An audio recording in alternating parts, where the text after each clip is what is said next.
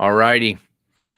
Today, I am honored to welcome Bob Peck to Conversations with Dr. Wes. Bob is an award-winning filmmaker, meditation teacher, Kriya Yoga practitioner, and lifelong student of the world's greatest wisdom traditions. He holds a bachelor's degree in religious studies and radio, TV, film from the University of Texas, and for more than a decade has created documentaries exploring spirituality, consciousness, and human transformation. His book, Original Sin is a Lie, invites readers to reconsider one of the most influential ideas in Western religion, not to reject spirituality, but to rediscover it, drawing from the teachings of Jesus, the Bhagavad Gita, Zen Buddhism, Ramana Maharshi, Carl Jung, Paramahansa Yogananda, A Course in Miracles, the Gospel of Thomas, indigenous wisdom traditions, and many others. Bob offers a compassionate vision of our essential nature as whole rather than fundamentally broken.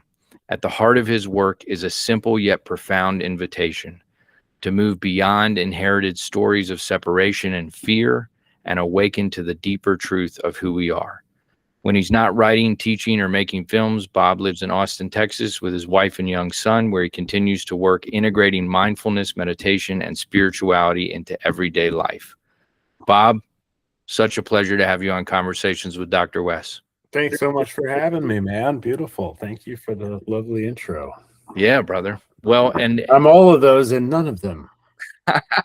well, I love on your book, which I have here with me. Thank you. Thank you. Original Sin is a Lie. Mm-hmm. How spirituality, big old lie. How spirituality defies dogma and reveals our true self. But I love on the back, it's got this little bio of you, and underneath the picture, I'll read it to everybody. It says, "A temporary arrangement of atoms making up the author Bob Peck. True identity of the self, not pictured." I thought it was absolutely brilliant, man. What a way to speak to, I am not my body. I am not this physical form and appearance. I am something much larger. About a month or two after the book came out and it was already in people's hands, I read that and I was like, what did I do? And then I was like, no. And like probably, a dozen or two people I've said, yes, that was thumbs up, because it's true, Wes. We're not the body. It's coming and going very quickly. You're a little older than me. 44 this 44, year. Yeah. I'm 38. Yeah. So we're 80s babies. Yes. It's coming and going. I love the Ram Dass piece, the 88 model. It's driving fine for now. It'll need some repairs in a little bit, and then it won't get out the garage someday. What does Ram Dass say? He also compares it to death as to getting rid of an old shoe. Yeah, taking off a tight shoe from Emmanuel. Okay. Yeah, the mystics all talk about. I mean, it's just it's you're changing clothes. Is a big one in yoga. I had a Kriya Swamiji said it's like moving apartments, and you keep carrying the baggage. Just multi-layered of the truth. We just keep carrying around the past emotional ups and downs with us. You remember the movie Labyrinth with David Bowie? Sure. The old woman that's got all the luggage on her back, and she's like, "You forgot. What about your this? Let's grab this." Right. All the attachments. He was such a mystic. Yes. And Bob, I'd love to just dive in. So let's do it. For everybody listening, man, this book, Bob's book, Original Sin is a Lie, and I've read a lot, but this is becoming one of my favorite books. Oh, man, thank you so much. Well, it's just, I first found out about you, Bob. I ran a youth center called Eternal Strength, did that for years. Amazing. It was beautiful. It taught me so much, but man, it also kicked my ass, brought me to a dark night of the soul. But at one point I had like 3 Instagram accounts, and Hmm. I would follow your work and your truth and what you would speak. And I was like, this guy's awesome, man. He's dropping. I felt very connected. Oh, thank you. And then I hopped off of Instagram, hopped off of all social media for a while. And now I'm back on, got my Dr. West channel, and I found you again. And I was like, no way, wait, he wrote a book. And I was like, I'm going to ask Bob if he's willing to come on. But you bring Still in yapping.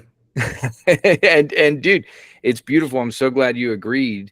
But maybe if we can just talk about this first page, which is, if I can read it and then kind of just get some takes from you. But you write, you say, original sin is a lie, because deep within, miles underneath, our self-imposed psychological blocks and habitual hardenings is a shared truth, a shared existence among all beings. At the very core of who we are is love. And then you go on in this first chapter called Christianity Misinterpreted Christ. You talk about Augustine and is it Pelagius? Pelagius. Okay, I butchered that, but no. You say nearly 400 years after the death of Jesus, 2 monks were arguing. Augustine considered human beings originally sinful. Pelagius considered human beings as neutral, neither inherently divine nor inherently sinful. Augustine had more political power, a larger movement of supporters, and a political savviness within the church authority that eluded Pelagius. Pelagius was eventually condemned to be a heretic and was removed from the Christian faith. Augustine became a saint. Pelagius died in exile. Augustine went on to become a gargantuan influence on not just Christian theology, but Western philosophy as a whole. Jesus himself never said a thing about original sin. Most people are unaware of this. In fact, many Christians believe that original sin is an undeniable fact of human nature. They think it's some unquestionable truth about Christian doctrine and therefore ourselves. And it's one of the most powerfully damaging lies in the modern lexicon. What a way to open a book, brother. Let's get right down to it. That ain't bad. Thank you, man. Yeah, it's all a construct, basically. Yeah. Talk some about that. I was really lucky to stumble into New Testament classes, basically at UT. I was already into reading religion as a kid, and part of that, maybe we'll go into, my dad was like a progressive spiritual guy into kind of new age in the 90s, and met an amazing woman and started doing meditation. And Austin also kind of, I'm from Austin, Texas, where there's just this kind of pervasive good weird, kind of vibe. So that was always here. But when I went to the University of Texas, hook 'em horns, went for film, and all my electives were in religion. So I just wound up getting a religious degree. And I took probably 4 or 5 classes on the New Testament, a couple on Paul, a couple on the Apocrypha, had a pretty well-rounded, I'd say, a focus concentration area in New Testament and formative Christianity. And it's just so clear, Wes, that it's human, it's political, it is, and it's fascinating. It's almost like it's scary to people. And it's almost like Christians don't want to kind of get under the hood. Now, granted, American Christianity is not a monolith. There's some of the best people on planet Earth that are American Christians, and I know some of them.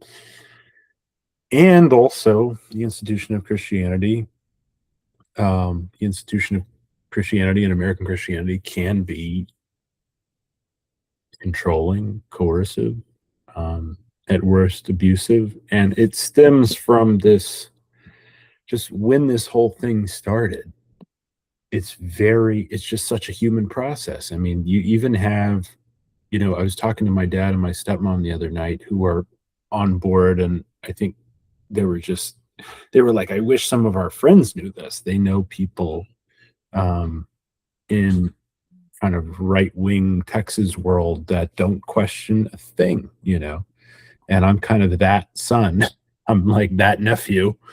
And, for example, the temple is destroyed in the first century, right? So Jesus, I give you a little timeline, and we'll get into the mystic deeper truths. But as far as kind of the Bible and when it was written, Jesus's ministry is in the first few decades. Really, he's killed in 30 to 35 approximately. It's only a few years really before that. Paul has the conversion experience in the 50s, starts writing letters, mid to late 50s, early 60s. He's killed in the mid 60s. Before the Gospels are written, in between Paul's letters and the Gospels being written, it's called the First Jewish Revolt. The ancient Judean province was a province of Rome. They did not like being governed by the Romans. It was a powder keg of rebellion and kind of resistance type of activity. You have these guys called the Zealots, who are kind of vigilante resistance fighters within Judaism. It's very sectarian. The Sadducees are in the temple. The Pharisees are kind of the street preachers. I call them kind of like the private jet televangelists are the Pharisees. You have the Jesus following Jews. You have these guys called the Essenes out in the wilderness that are all about the kind of the light and dark, spiritual, but also very political. It's very tense. And they kick the Romans out in about 68, 69 CE. AD, as it was called. We use Common Era now. And it worked for about a year. And then the Romans come back, and it is hellacious. They siege the city. The Roman armies destroy Jerusalem. It is an absolute apocalyptic nightmare. They kill everybody, women, children, rivers of blood, Josephus tells us. They destroy the temple. So the entire temple, which is the foundation of the Jewish faith, is destroyed in 71 by the Roman army. And there's another revolt a few decades later by another kind of messianic figure called Bar Kokhba. But that in 120, 130. But it's just very tense. And so the temple is destroyed. And the Jewish people, there's this huge existential crisis. That's the immediate context for the writing of the New Testament Gospels. So Mark is writing literally with smoke in the air, from the temple. So all of that contributes to the language and the interpretations of the master. I think what I like to talk about and get across and echo guys like Yogananda, and men and women throughout history who have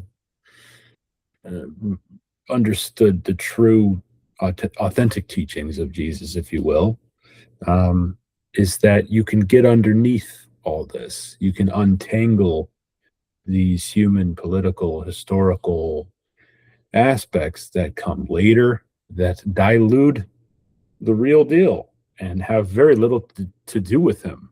I'm kind of trying to reclaim the guy. It's a scary word in some ways, but let's take Jesus back, Dr. Wes. Yes, absolutely. Well, and Bob, I think, it's such a indoctrination and a conditioning, and it's been calculated. And it's not conspiracy. It's real scholarship. Yes. And, I grew up very fortunately. I had a deeply spiritual mom and dad. Amazing. And we would hit up church every now and then, but man, something felt weird for me. The whole time there was like this weird hypocrisy and in some of the teachings, but the sin, guilt, and fear and hellfire and God judging you and all, it just never sat right with my soul. And I hit this place where I was maybe like 4 years old, and I was asking my mom all these questions about God. I was like, what does God look like? When can I talk to God? What kind of job does God have? What does God think is funny? And finally, my mom was like, Wes, sit down at the kitchen table and just write a letter to God. And so I was like, okay.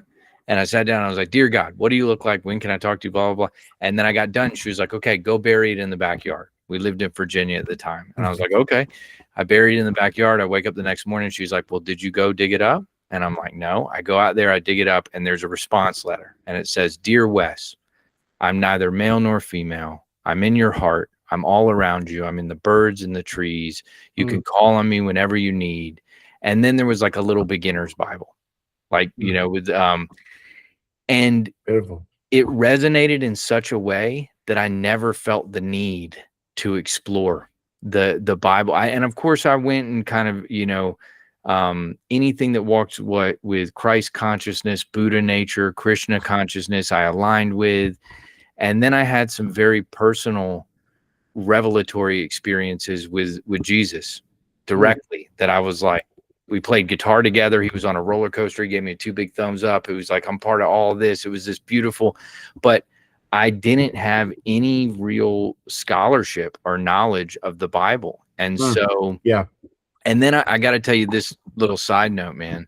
At one point, you know, as I got older, I was like, God, I want to be like Bob and have this deep lineage and understanding and history and scripture and just have more understanding. So I asked my wife, I kept being like, can I read the Bible, but only the cool shit? And she gave me some devotional stuff and different stuff. And then one day I was driving up to the center. It was early, and I saw 555, like some angel numbers and stuff. Yeah. I was looking that up. And then on my drive, there was this little church with a graveyard that I'd pass each morning going up to the center. And there was a book in the middle of the road. And I drove over. It's like 5:30 a.m. And I drive over it. And then I was like, wait a minute. And I stop and I pull in a little driveway and I hop out. I go out into the road, and it's a giant leather-bound Bible with gold leaf pages. And I was like, I guess this is how I read the Bible. God's just like, here, it's in the road. You keep asking. And so beautiful. I've read, you're a real mystic. You're walking the path of experiential. Yeah. And it felt, you know, right. But another part of the piece that you kind of address, which is the title of your book. I just recently went to a big family reunion for my wife's side of the family, and, you know, got some conservatism in it and just different. And I felt nervous to have your book out. Yeah. Because I was like, and dude, I don't give a shit about anything. You know, I'm covered in tattoos, and I'm really, I share. But you look amazing. Well, thank you. But to fly in the face of people will hear that original sin and lie, and it's like, them are fighting words. What'd you say? Isn't it? Yeah. And I just think it's sad that it's so controversial. And it's been a hypnotism of people where they talk about that. And so you and I talked a little bit about Bill Donahue's work, William Donahue, and him helping people get a more metaphysical understanding. But if I may, kind of going back to that story of my mom and different stuff, you have a beautiful part in this book in chapter 3 where you put up a little is that from your journal? It's from I think it was some school assignment, like in the 6th or 7th grade or something. And it's funny. So dude, I gotta read it. And this is you got a beautiful picture of some thank you. trees and Jesus, light, and then a cross and Jesus. And you write, here you are in 6th or 7th grade. You write, belief system. I would consider myself a half Christian, half Buddhist. I know what you're thinking, a naive 14-year-old. Well, there have been a number of books written about the connection between the two, essentially. Essentially, I believe in God, Jesus, peace, harmony in nature, and being a good person. To my family, being spiritual is more important than being religious. And you have church in parentheses. And I just thought, dude, this is my guy, man. But that's at 14 that you're vibing on that. I'm going to define. I'm hypocritical in some ways, but I'm consistent in this way. Yes. But yeah, maybe talk a little bit about, you know, that there always has seemed to be the essence, spiritual sense, that divine connection within you. And then what I love that you did in your path is you went in, man. You're like, all right, I'm going to take every class I can on everything I can, and started to understand it. And it didn't pull you away from that intrinsic experiential connectivity. If anything, it reinforced it and made you understand it in a deeper way. And so that piece I'd love to get to, just kind of the mystical understanding and experiencing. Sure, absolutely. Thanks for bringing that, and thanks for reading. Yeah, that. It's so funny. I when I saw that at my mom's house, kind of close to when the book was coming out, I was like, all right, that was going in there. Yeah, I read Thich Nhat Hanh, Living Buddha, Living Christ. I remember getting it at Barnes and Noble when I was like 13 or 14, and so I probably just read it right before writing that. And Thai lives in the heart still daily. That man, it was just listening to him this morning. So big fan of Thich Nhat Hanh. And just those there's men and women, Wes, throughout history that broke the veil. They walked the earth, and they were real generators of spiritual energy and compassion in a real way. Their lives are tangible, their experiences are relatable and accessible. I mean, the Christian church talks all about God came down to this man, and they're right. That is a profound thing. The problem is they stop at Jesus. Jesus he's on the Mount Rushmore of awakened humans. There's no question. The mistake, in my view, is not also honoring Milarepa and Anandamayi Ma and Ramana Maharshi and Mirabai and Rumi and Siddhartha Gautama Buddha, and the list goes on, and so we can kind of learn from all these people. And so that's always stuck with me, and that's a big focus of my work nowadays. It's interesting that you bring up the mystic and the academic. I had a pretty great question online a few years ago where it was someone saying, you seem to be fairly, academic, scholarly, whatever, and yet you're, also very spiritual and mystical. How do you reconcile that world? And it's exactly what you described, which is I already had the initial appreciation for the teaching, and then studying in an academic setting, a lot of atheists or deconstruction Christians will say, I kind of came to my beliefs after reading the Bible. When for me, it's more on the mystic side, not on the atheistic side. But what it does is, I think what atheists do, sadly, is take out the baby with the bath, or throw out the baby with the bath. You know what I mean?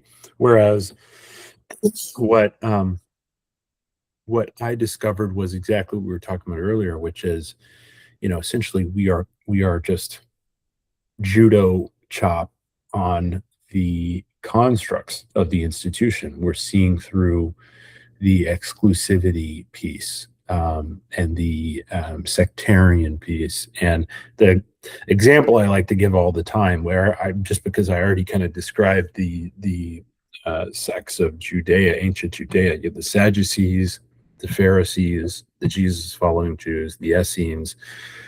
Essentially what happens, I'll be really brief here without being too lectury, but the Sadducees were the number one guys in the temple because they were the temple priests, and that was the big deal.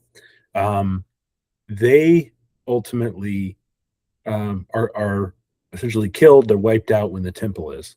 So two kind of secondary groups emerge in the second half of the first century, after that, or this last few decades, I should say, which is the Pharisees and the Jesus following Jews.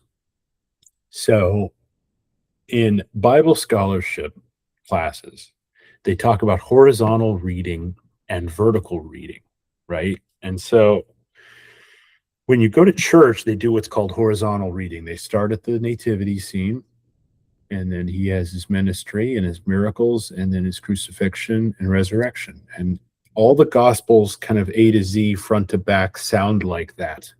They all have that cohesive narrative. It all fits together nice enough. And get out of here, go get some coffee and donuts and talk to the committee. And what Bible scholars do is they do vertical reading. So they take, there's a book called Gospel Parallels, which is like a reference book. This is a way of looking at events in Jesus's life side to side. So they're comparing the condemnation of the Pharisees, for example, which exists in 3 Gospels, Mark, Matthew, and Luke, the Synoptic Gospels. Jesus calls out the Pharisees. And the example I give in my book is Mark is the first Gospel. He calls out the Pharisees a little bit. They're hypocrites, basically. They're just the classic kind of religious show-off pageantry guys. Luke, which is the third, also calls it out a few paragraphs. But Matthew is where Jesus, it's about a paragraph, 2 paragraphs, and 2 pages. And it is stark in terms of the contrast of the versions of Jesus calling out the Pharisees. Jesus calls, in Matthew, he calls Pharisees, you den of vipers, you whitewashed tombs, clean on the outside, bones on the inside. Brutal insults. And it's not very cohesive with an avatar. The avatar is the awakened being who says, forgive them, Father, for they know not what they do. That's the true teaching. Love your enemies, pray for those who persecute you. That's the true teaching. A lot of the Beatitudes is the true teaching. But the condemnation of the Pharisees, particularly Matthew's extended insults that go on and on and on, are quite clearly the political situation of the day. And we know this because the Gospel of Matthew is written in the Judean homeland, the Jewish homeland. Matthew's written there. Mark likely is as well. Luke, we know, is not written in the Jewish homeland. It's written for Gentiles. It's in the larger Greco-Roman world. When Matthew is written in that period of very tense Jewish sectarian division, the temple is destroyed, and so essentially the Pharisee Jews and the Jesus-following Jews, and not quite Christians at that time, are both competing for this wealth of new potential devotees. Now that the temple is gone, the Jews are in the existential crisis, and so the author of Matthew, the implication is the author of Matthew is using the Jesus character, his main character, to denigrate his primary political sectarian opponent. And it's just that, it's that clear, it's that human, it's that political. Infallibility is something that I do my best to slice and dice in the book because it's so preposterous. These are human documents, and for me, it was such a relief because it undid all the aspects of the faith tradition that I had issues with. The eternal damnation, the inherent dirtiness, the exclusivity, which all those things I always had issues with because they're not from the master West. Yes. They're from later political authors using this immense, I say it in every pod the last year, so I'm sorry if somebody's listened to me before I say this, but it's like a volcano is the David Steindl-Rast image. He says, when all religions come from a mystical experience of a human being, man or woman, that has this incredible power because they've truly done it. They've done the thing, and they have this very tangible, undeniable power that explodes, and the lava rolls down the mountain, right? and it over time the lava cools, and a decade, a century, a millennia later, it's cold dead rock. And he says religions are kind of like that. They all start from this, immense, undeniable connection that this human has in undoing their ego, or from the ACIM view, or whatever the mystical, the awakening, the bodhisattva, you name it. There's it's all semantics, right? And so you can just see the early Christian movement, which even Bible scholars sometimes say ancient Christianities. It's so diverse in that first and second century that it is just and there's this, and yet there's this 2,000 years later institutional kind of apologist BS saying it's this perfect transmission all the way down, and it's just laughable to me. And it's part of my life's work is to point at the very human political development and regression in some sense of these kind of almost parasitic type energies onto the real teaching. And it happens in all of them, by the way. I mean, there's Buddhist militias in Myanmar 10 years ago. I mean, the last decade, there's plenty of people using someone else's words and teachings in a misrepresentation for their own benefit. That's the ego's fucking masterpiece. Yes. But that means let's call it out, baby. Yeah. And I love what Eckhart Tolle says, which is, as soon as you call out the ego or merely just notice, I think that's the ego. It pops like a bubble in the air. It can only exist when it convinces you it's not the ego. When it's unseen. Yes. Yeah, that's good. Bob, I got so many things. Yeah, sorry. Yeah. No. This is part one, ancient Judea. Yes, absolutely, man. And I hope to do several of these. But the movie, a movie that absolutely rocked me, that I fell in love with, was Life of Pi. Oh yeah, that's terrific. And I just thought it was so beautiful. Yeah, the interfaith and the curiosity of this young boy. For anybody who hasn't seen it, there's this one moment where he's growing up in this Hindu culture, and his mom's teaching him about the Hindu gods and Vishnu, and then his brother dares him to go into a church and drink the holy water. He's like, I'll give you this. And so he runs down to this little church and he's drinking the holy water, and then the priest comes out and he's like, can I get you some water? Are you thirsty? And he starts to learn about Jesus and Jesus' story. And for him, he can't make sense of it. But then he's like, the more I started to learn about this Jesus guy, I liked him. And then he's going to bed that night and he's praying and he says, Lord Vishnu, thank you for introducing me to Christ. Right. And I thought, man, just, blasphemy to some, because we see those lines of differentiation. But I have a beautiful painting or sketch in my office, this tattoo artist, Jeffrey Corbin, and it's Christ silhouette and image. And inside of it is all the Hindu gods, Ganesh and Lakshmi and Krishna.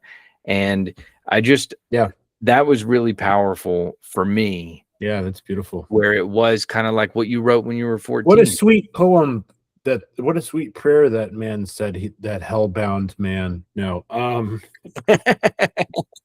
I really love, that's the other side of it too. And thank you for bringing up the East, because read Yogananda very young, 17, 18, something like that. And I said, I have to learn this stuff. Kriya Yoga, I said, this is unbelievable. The autobiography of a yogi is basically a commercial to do Kriya Yoga. It's much more than that. It's a freaking masterpiece. But and for those that don't know, can you give us just a bit of Kriya Yoga and what it is? Yeah, happy to. Yeah, Paramahansa Yogananda is he came to America. He was the first Swami basically to come over and live in America. He arrived in 1920. And from India. He was born in 1890 something, and 93 maybe, and died in 52. He spent most of his adult life in LA and in America, he was basically the first. Vivekananda was the first Swami to come over in I think 1890s, and deep bow to both of those emissaries of light and love, and the immense, just endless wisdom of the Indian subcontinent. It has transfixed me deeply, and it's possible that Lost Years of Jesus, for example, even that the Nazarene himself was hypnotized by the Indians and their philosophies. Unfortunately, not as much evidence as I'd like, but maybe it'll be uncovered someday. But I touch on that briefly in the book, by the way. But no, the East is just unbelievable in terms of the amount of transmission and awakened masters. And I really enjoy, one of my jobs, Wes, is kind of talking to Christian and post-Christian, kind of in the deconstruction movement. I guess I'm a presence in some way in the deconstruction world, but I'm personally outside of the tradition. I have not considered myself Christian for 20 years, and so but I talk to plenty of them, and I talk to a lot of like Reformed Christians and progressive Christians. I love these guys and gals, and because we need as many real deal, heartfelt folks in the tradition as ever. Us heretics, we can use all the help we can get. And this guy, there's a few friends, but I recommend, I'm the guy who says, hey, read Yogananda's commentary on the Bible. Hey, read Thich Nhat Hanh, Living Buddha, Living Christ. Hey, read Sermon on the Mount According to Vedanta by Swami Prabhavananda. I really enjoy, and that's not just Christianity, I really enjoy the contemplatives of other faith systems writing about other faith systems. That's part of my work in the world. And I think there's an additional layer, there's an additional perspective that's very tangible and useful especially for folks inside of the tradition, to start to see their own tradition from outside. And Thomas Merton, I think, is maybe the best example in the modern era of someone who appreciated other traditions despite being firm. I mean, he was firmly Christian. I think he was a Benedictine monk, a deep contemplative. And he wrote, for example, actually one of the best books on Taoist poetry, it's on my altar. He wrote The Way of Zhuangzi, who's this one of the two pillars of ancient Taoism. So I learned to appreciate Taoist poetry from a Christian monk. Let's learn to appreciate the mystic Jesus from a Hindu Swami. Absolutely, let's cut through the thing. So that's kind of what my world is. But Yogananda is an incredible kind of intro to. He's both, like Thich Nhat Hanh, he's kind of both the beginner course and the advanced course, all in one. And so deep out in my book is actually dedicated to Yogananda. Yes. Yes. And Bob, this is great because it kind of parallels and moves us right into what I would love to talk to you about, which is this idea that you mentioned the East, and figures in my life like Ram Dass and Alan Watts, especially as a psychotherapist, or whatever role I play in that realm, has been so helpful. And to watch Ram Dass's journey, Richard Alpert but it was finding this deep Eastern wisdom and transmutating it and bringing it to the West in a way to weave it into and kind of broaden our understanding of. Yeah, we're deeply indebted to those guys. Absolutely, man. And you mentioned in your book, you talk about Neem Karoli Baba. Yeah. And did they also call him Maharaji? Maharaji means great king. Yeah. Okay. Mm-hmm. And there's a lot of them. but Well, they called me this Provo. idea, I have a lot of young kids that I work with, and I have for years, a lot of adolescents, and which is incredible, by the way. And I'm cool. very greatly appreciate your work in that world. And there's so many young people that are hurting and need answers and getting answers from the wrong places, and the blind leading the blind. And so thank you for being a heartfelt contributor, man. It's well, brother, I appreciate it. It's been a great gift to me. The young people I've worked with have taught me so much, but about myself. And then, I may not have the answers, but I can damn sure hold some sacred space and walk through the fire with you and tell you about my journey and get you to think critically and trust yourself and look for spiritual attunement in whatever way it may be, and that's your path. And I'll never proselytize or tell you what your path should be, but I'll hold sacred space. But these young people would come in, and especially with substance use and exploration.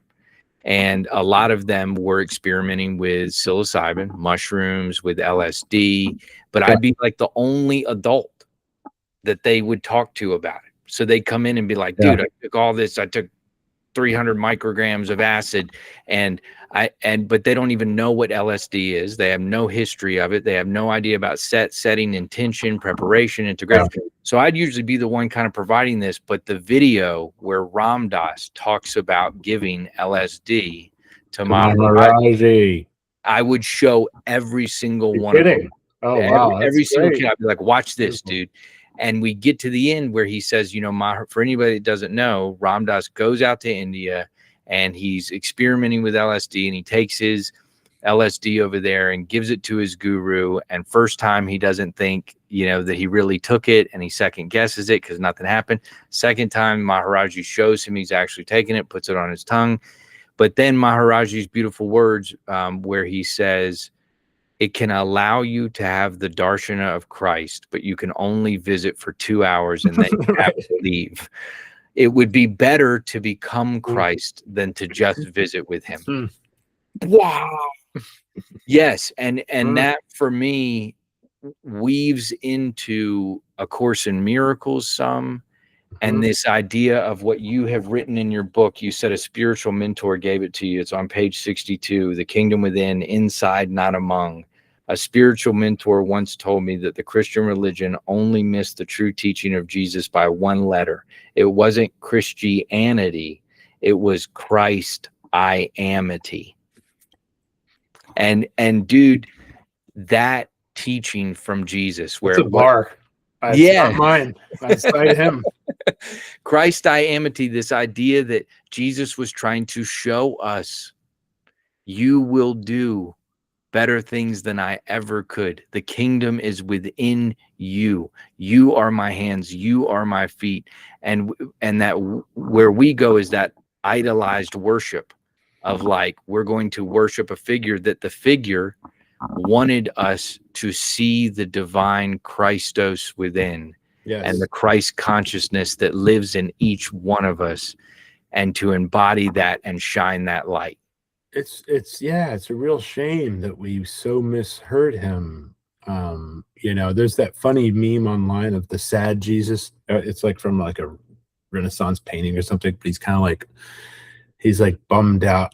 I think he's being tempted in the painting by the devil, but the meme lords have repurposed it where it's like, when you tell them the kingdom is within them, but they worship you, it's like he's it just was misread, yeah, man. And I think, kind of zooming out on the world mystic traditions, the what Huxley called the perennial philosophy. Yogananda likes the image of the thread between the pearls. There is this kind of underlying, there's religious scholars will tell you, there's a Stephen Prothero book called God is Not One. Well, that's true. The institutions are different. They do have different aims and intentions and forms and histories and ethnic, cultural, so on. But the ultimate aim in the spiritual path is universal, and it is about awakening, and it's about undoing I love the ACIM language around undoing the ego. I think that that's a lot better than kill the ego. Yeah. And psychs give us that glimpse, to your earlier point, and they can be useful, but they can also be destructive. And I love that you play that clip too. The 18-year-old that went to a festival or something.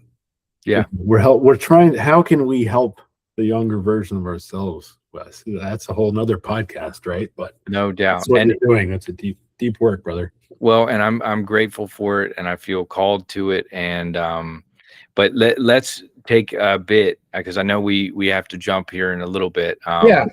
But I would love to talk to you about A Course in Miracles. So for anybody that's listening that doesn't know, when he's saying ACIM, he's referring to A Course in Miracles. And this is Dr. Helen Schuckman's work. And then who was the other gentleman? It's Helen Bill Thetford. Okay, Bill Thetford. And so I got introduced to this text probably about 10 years ago. And it's been very powerful in my life. And I have studied it on a daily basis. I've studied a lot of Dr. Kenneth Wapnick and his work and his kind of auxiliary workbooks and texts that supplement some of the course. But for anybody out there listening, a metaphysical course in undoing the ego thought system and recognizing your true connectivity with the Christ mind, the only mind, God, love, divinity. But in it, it uses forgiveness and talks about forgiveness a lot. And I used to hate that word, man. It used to be like, forgive this with the middle finger. Like, if you cross me, it's not going down. Yeah. And you're not a good person. And now the course has let me truly in my heart, like undoubtedly, know that you can hold the chains. There you go. It's drinking poison and wanting the other person to die. But what it has really taught me, and I feel this on a visceral level, is every single human entity that is alive or has ever been alive is a radiant child of God. And now we also each have an ego, and we each have an unconscious. And anytime people fall into their ego and unconscious, they can commit horrific acts of harm and destruction to themselves and to others. But I do not believe it is evil people. I believe that these are lost, unconscious souls hurting themselves and hurting others through ego projection. And we are all part of this sonship that A Course in Miracles talks about. But a great example of it, I want to read from your book again, if I can. And this is somebody that I think embodies A Course in Miracles. But the title of this little section is called A Piano Player and the Clan. Yeah. And you say, in a dark, smoky bar in 1983, a piano man was shredding through his songbook. He played blues, rock and roll, country, and R&B. His audience was captivated. His name was Daryl Davis. He was a black man playing. By the way, say it again. He's still alive. Rock and roll. Yeah.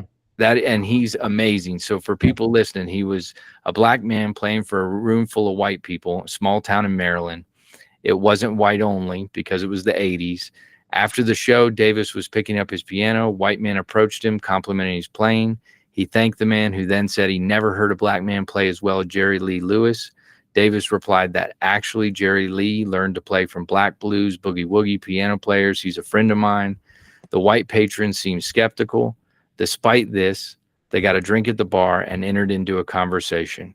Over the drink, the man shared that, in fact, he was a member of the Ku Klux Klan, a white supremacist hate group and famous for primarily targeting black Americans.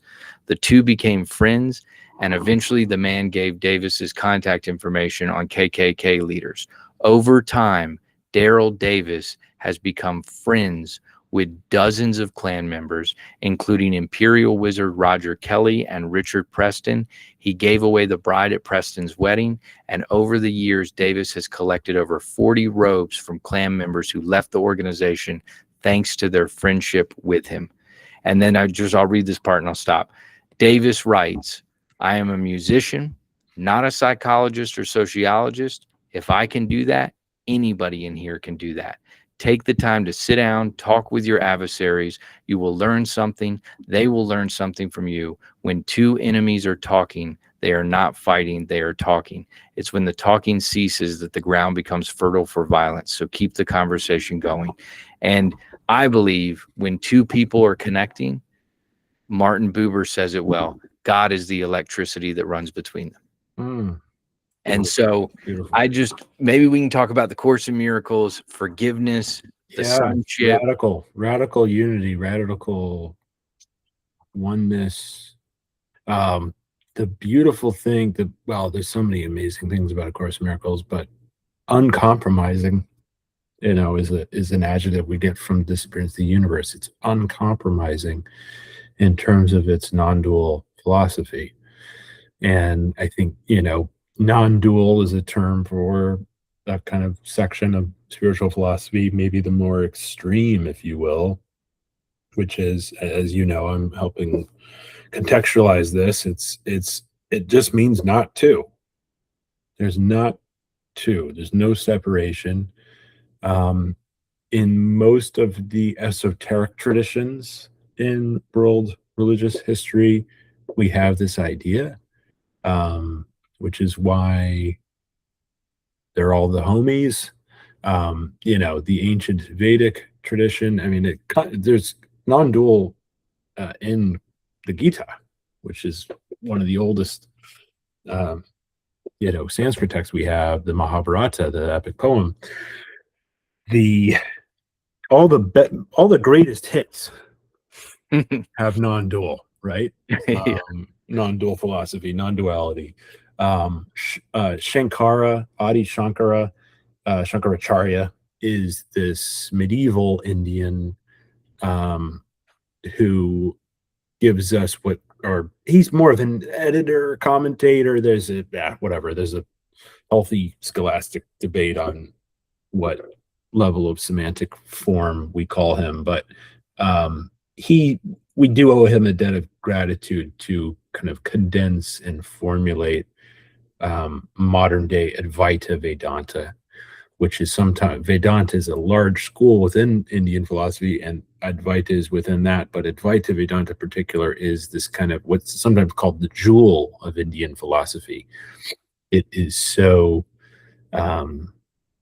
It's all in my book. Towards the end, I actually have a section that compares. I was reading ACIM at the time, and I was reading Ramana Maharshi at the time, who was a modern non-dual Advaita sage. I was reading Nisargadatta, where things that those guys say in the 50s, Nisargadatta, I guess a couple of decades later, Ramana was 30s, 40s, really, is when he's talking.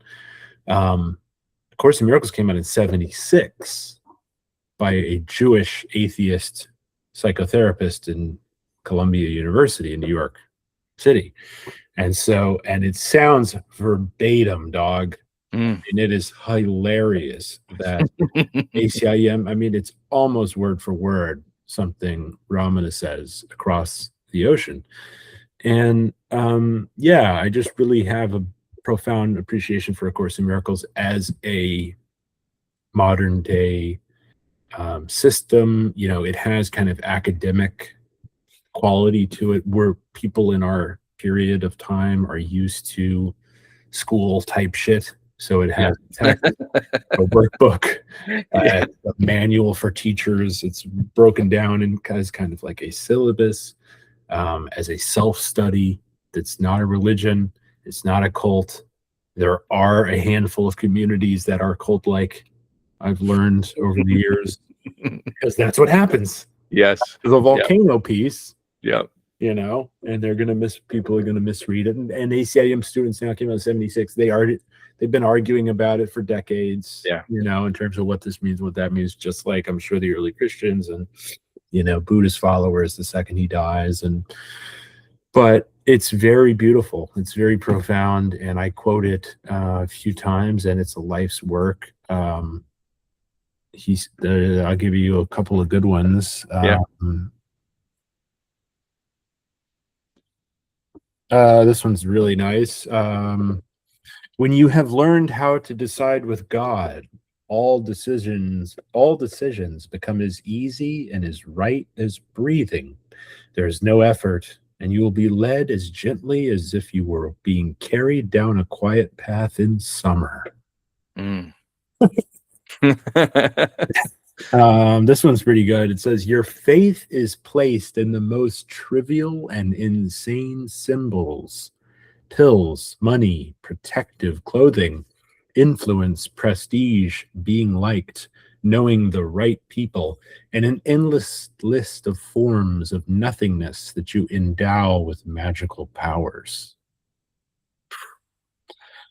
Yeah, it's very good. It's very metal. And like you said, it's punk rock, man. Punk rock as hell. What you just read is last that piece line is from metal as Fight hell. Club that says, we buy shit we don't need with money we don't 100%. have to impress people we don't like, or we don't even. Yeah, it's hilarious. We're in an illusion, man. It is Fight Club. It is Neo. It's Morpheus. Yes. Yeah, it's Tyler Durden. It's so funny. I mean, you have to make ACIM videos.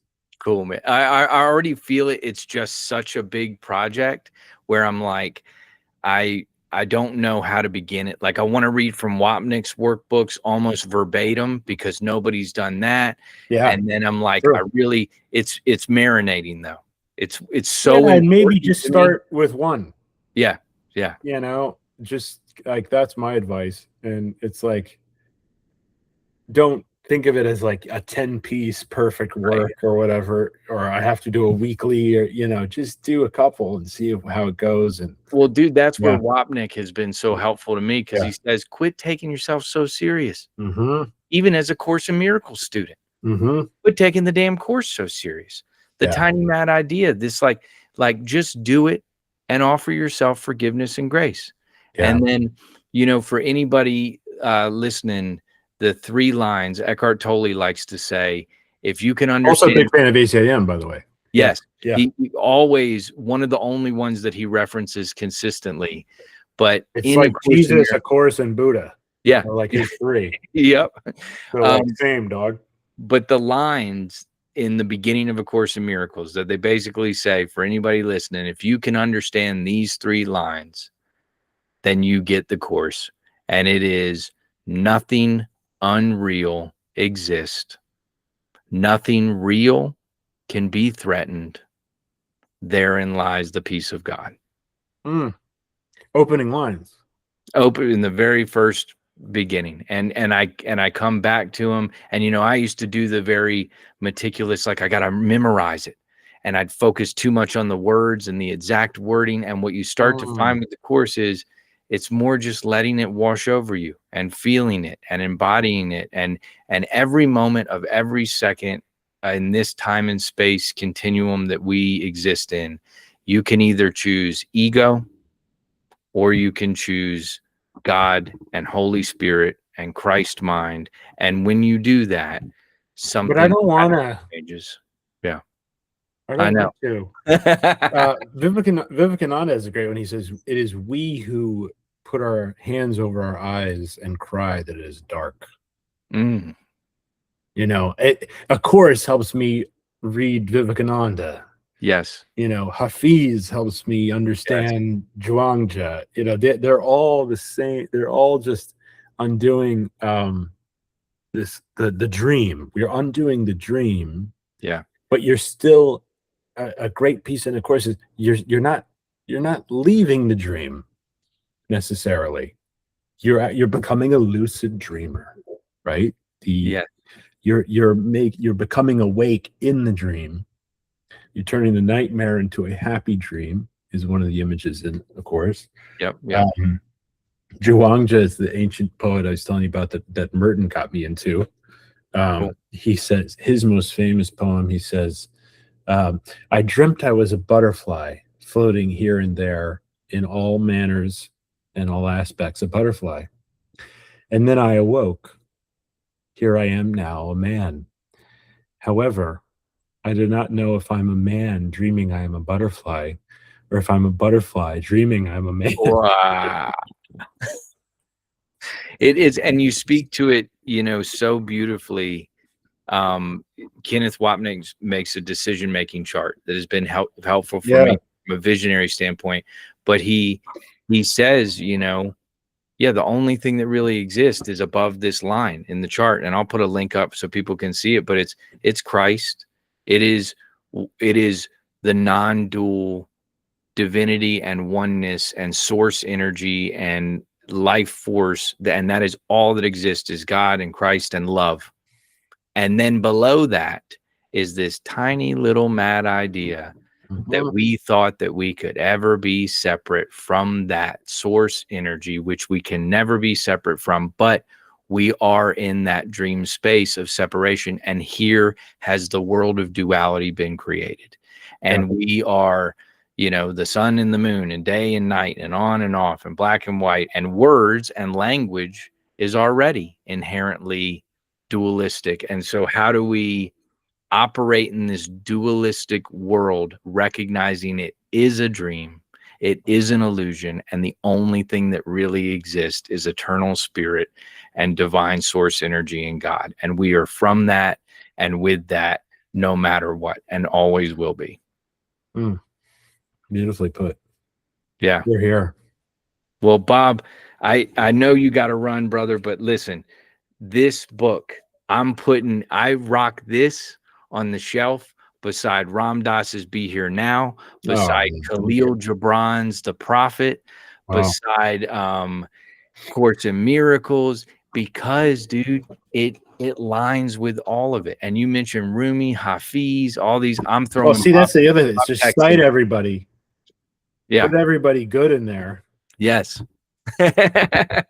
Well, listen, famous last words, man. Anything you want to throw out there or say to anybody? I'll put links to, where people can get a hold of you on social media, how they can get a hold of your book, which, by the way, there's an audio version of you reading the entire book, which is beautiful to hear your voice reading it. But anything else you want to share or let people know?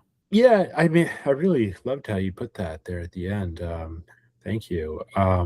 I think where my work has gone, that came out in 22, and it was about 15 years of study, 5 years of writing, and working on the next one. The kind of what I've been cooking on lately is just practicality, which I think a course actually does immensely well. And I'm not necessarily trying to build beyond what all these different practical systems are, but just pointing to kind of, in a sense, one of the, I guess, descriptors for it has been embodied non-duality.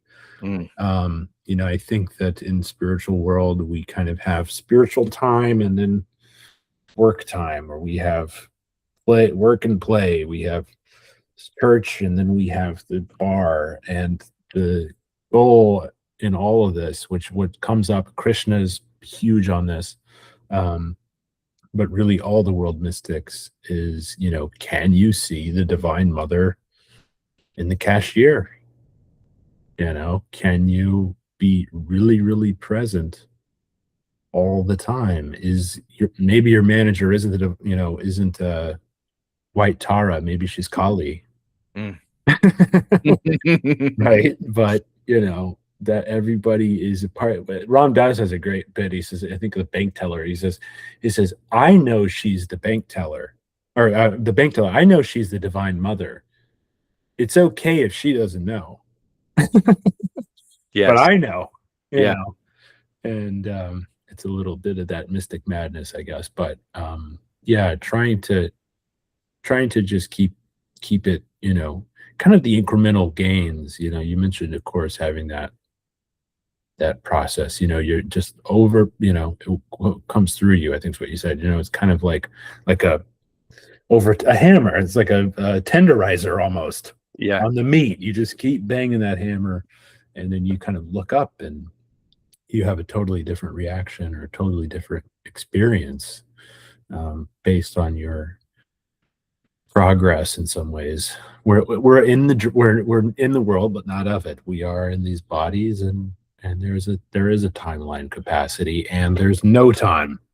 Yeah. At the same time. So the paradox. Working with all those. Yeah. But thank you, man. And I really appreciate your support. I really honor deeply your work with youth, and I'm excited for your next chapter. I think, there's a real call now.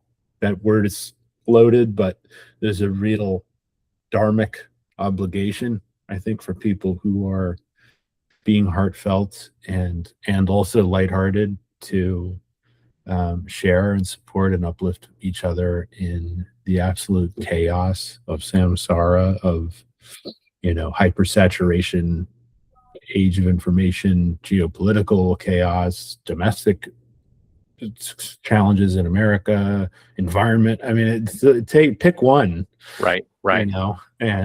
And so, okay, so are you going to spin out, or are you going to get centered? Are you going to come into the middle of the wheel, the spoke of the wheel? If you're out on the rim of it, I think that's Vivekananda or Shankara.